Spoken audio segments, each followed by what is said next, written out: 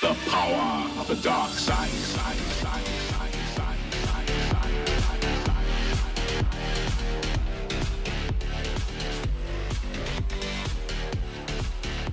Where we're gonna defeat the actual last optional boss in this game, and that's called the Nameless King. And this is probably the hardest boss in the game, in my opinion, and some other people have said that too.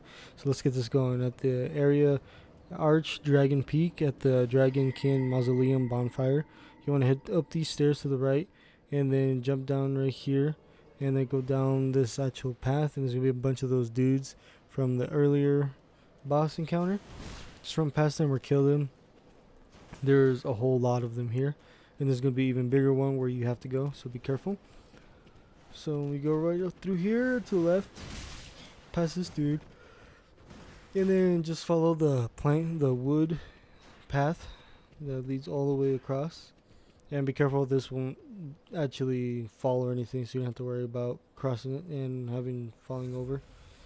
So you want to go to the right through here, and there's gonna be a bunch of these stone lizard looking dudes, so be careful with those. And they do a good amount of damage, and when there's a bunch of them, they can actually hurt you a lot, and they're about to kill me, so I'm over here trying to drink my Estus flask. But you have to go that way past these dudes, and the dragon will spawn and fly in and try to breathe fire on this path. And for some reason he actually missed me right here, but he gets me a little bit later.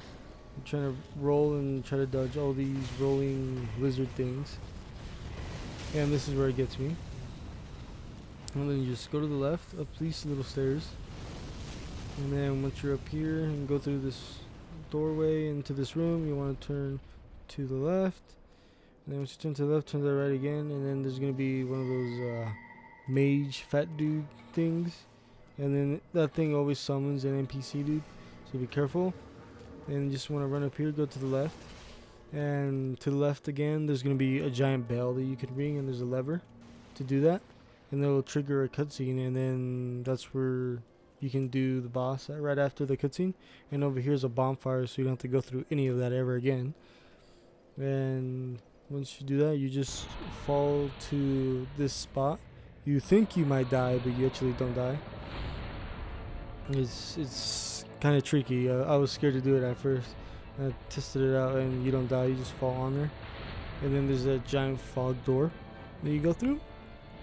And the way this boss enters the actual arena is pretty epic. He's flying like a feathered dragon, and he does lightning damage.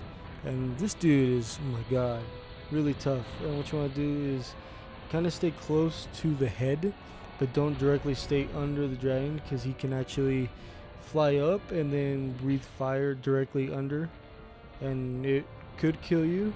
Depends how much defense you have with fire in your equipment. And when he does that, you can actually dodge the actual fire by going through it, and you have to time it just right. But just kind of stay close to the head, and two-hand your weapon throughout this entire fight, because using your shield will just deplete all your stamina, and you probably will be vulnerable to most of the dude's attacks. And when he does that, when he throws the lightning at you and then goes in for a stab, you just roll to the left the right time, as soon as he looks like he's about to hit you with it. Then what you want to do is just keep hitting the head, try to lure the move where he jumps like that and then goes to the other side, and be careful, the dude can actually do a move, and sometimes he actually doesn't. Just keep attacking the head. And this is the easiest part of this boss. The second phase of this boss is tough, and until you get to the second phase, you have to kill the dragon. That's how you get to the second phase, and you have to fight him with a new bar of health, which I think sucks, but hey, this is Dark Souls. So once you actually hit it, it'll trigger a different cutscene, and he'll even do more damage, and he'll be super fast, and you really do not want to run out of stamina, at least at this point of this boss fight. So there I go, killing it. And once you kill it and the cutscene is over, I just skipped it for the purpose of this video. He actually does that move where a wave of wind comes towards you, there's two versions of it. The one that you just saw right now, and the one where it's just a straight line. Be careful, roll to the sides. That's your best bet of actually dodging it. And at first, what I was starting to do is actually rolling to the sides and try to fish his slashing moves. And sometimes he just does that. He just stands and just turns like that. And then sometimes he does that slash move and then like dashes forward and then dashes towards you again. That's deadly.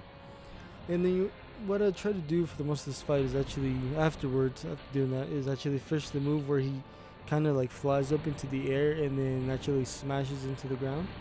And that's where you can get 2 hits on him or 3 hits, depends how much stamina you have at this point of the game. And that's pretty much it. I guess the third phase of this fight is when you get him to actual half a health, and he actually does have a few different moves that he'll do, but just try to keep luring his attack where he jumps up into the air and then smashes into the ground. That's it. And that's the way I beat this boss for the most part, and I suggest you guys do the same. So the best way to actually do that is to actually stay kind of away from him, but not too far away, or else he'll do that move with the wind. But sometimes the easy actual move that he'll do that's also great is where he tries to like rush at you and try to poke you, and when he does that, it's a lot easier to dodge that one. And yeah, that's pretty much it. And when the second phase actually starts, he'll do a move where he throws lightning onto the ground, a ball of lightning, and it'll like explode, and then a little bits of it will go everywhere.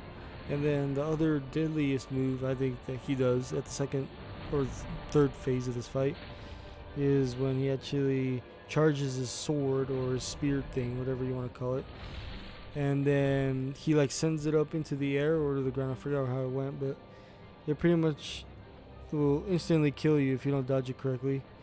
And it's kind of like those white robe dudes earlier in the game, where they have that fire staff and then the fire comes out of the ground. Yeah, it's pretty much the same move. It's just with lightning. And that's pretty much it for this boss. Really, try to fish his move where he slams into the ground or pokes you, and that's it.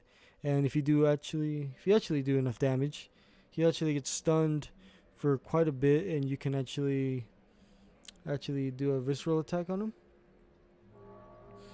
But that'll probably only happen once you actually get to the second phase of this fight. But other than that, just fish for the ground attack and you're good. And make sure you don't run out of stamina. That's also important. And make sure you have all your Estus flask available. And you guys should get this in the first few tries. I doubt anyone's gonna get this the first try unless you're like super professional at dodging and everything. But yeah, that's it. And hopefully you guys can do this a lot faster than I did. It took me more than 10 tries, I can tell you that. Yeah, that's it. You should guys should test out different weapons, see which does more damage, and as to how much stamina points is actually lost from you using that weapon with just one hit. And that's it.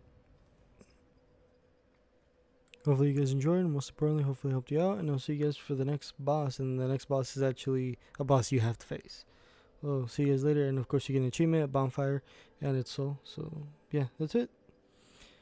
Yeah, peace.